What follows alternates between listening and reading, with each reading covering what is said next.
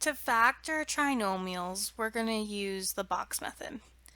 Remember, this is called a trinomial because we have 1, 2, 3 terms. This is considered a quadratic trinomial because my highest degree is 2. So my first step when doing this is going to create a box for my area model. Your first term goes in the first box, first term. Your last term goes in the last box. And then you always multiply a times c. Because remember, this is of the form ax squared plus bx plus c. So you multiply the first number by the last number. So this is like an imaginary 1. So 1 times 6 is 6.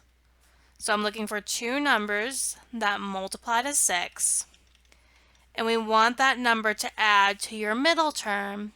My middle number is 5. So we're looking for factors of 6 that add to 5. The numbers that I get that go up here have to be the same numbers that go down here. This is where it can get a little bit tricky. So if you're having a hard time finding the factors, I suggest you write them out just like how you did with greatest common factors. So the factors of 6 are 1 times 6 and 2 times 3. And we want to figure out which pair will add to 5. Well, 1 plus 6 is 7, so that doesn't work. 2 plus 3 is 5.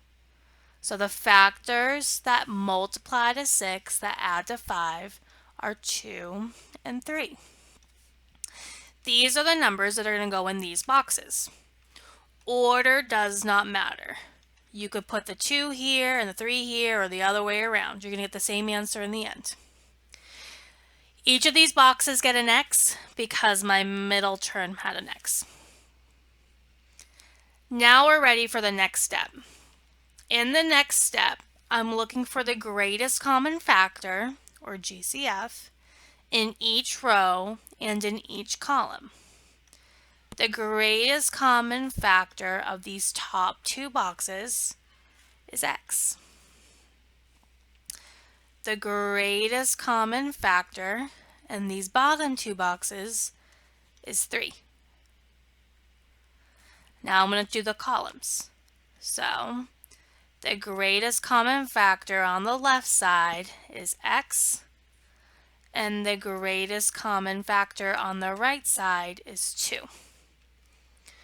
The wonderful thing about factoring is that you can check your work. You'll know right away if you've done it right or wrong, and that way you can get a 100 on your next quiz or test. So let's see if we did it correctly. X times X is X squared. That's right. X times 2 is 2X. That's right. 3 times X is 3X. That's right. 3 times 2 is 6. That's right. So we have factored this. X squared plus 5X plus 6 is the same as X plus 3 times X plus 2.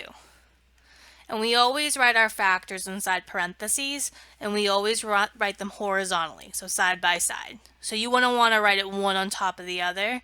You always want to write it straight across like this. If you had the 2 and the 3 switched, that's totally fine. This is my answer. Let's try another one of these. So when I look at this one, I notice right away that it's a binomial because it has 1, 2 terms. It doesn't have 3 terms.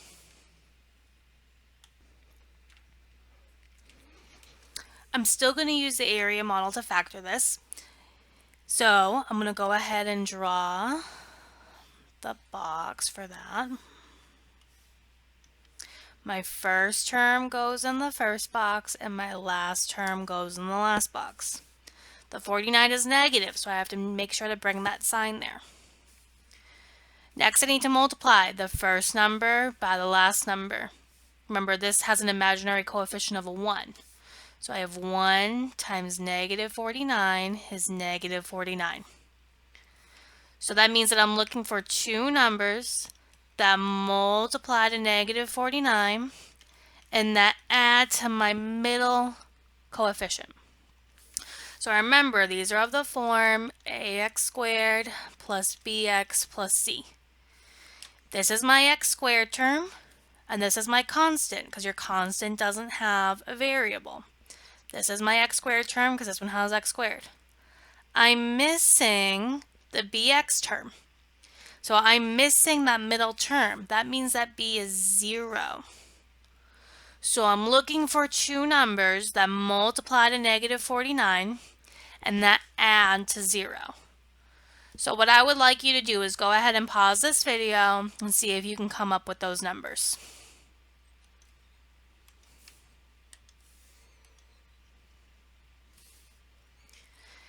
If you're getting stuck finding the numbers, what I would start out by doing is writing down all the factors of 49. So I have 1 times 49 and 7 times 7. Well, to get a negative 49, I know that one of the numbers would have to be negative, not both. Because if both of the numbers were a negative, we know that a negative times a negative is a positive. Crosby, watch out. Oop. Sorry. Cat's walking across my keyboard here. Alright, so the only way that I could get 0 is if I had 7 times 7.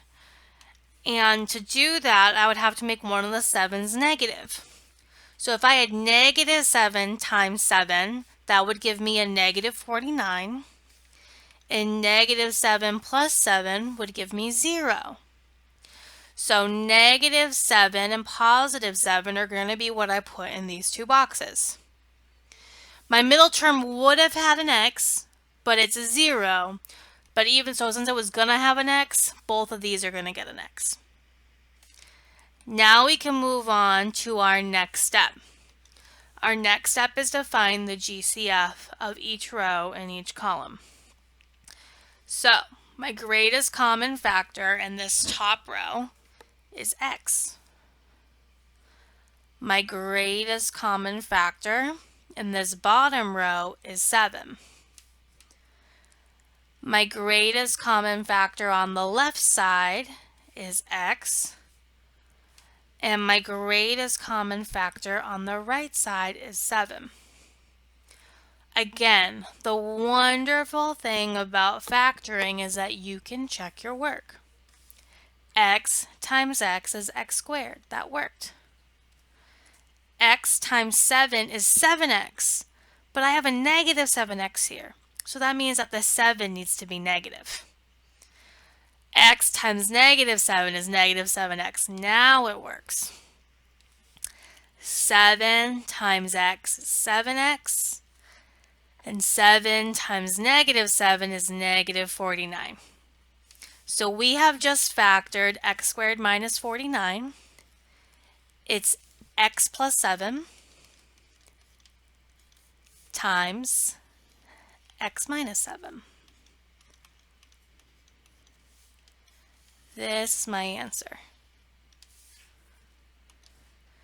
This is a special type of thing. This is called a difference of two squares. And what I want you to do is think about what that means. A difference of two squares. What does that mean? Why is this called a difference of two squares? It's called a difference of two squares because remember, subtraction, that means difference. So we're subtracting two things, so that's how we have a difference.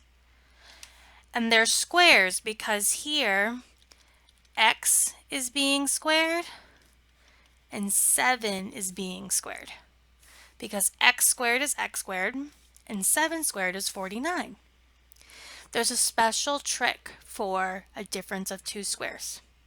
Whenever you have two things that are a difference and they're both squares, You can factor these by using the formula a plus b times a minus b, meaning this would be the a and this would be the b. So you would have x plus 7, which we got here, and x minus 7, which we got here.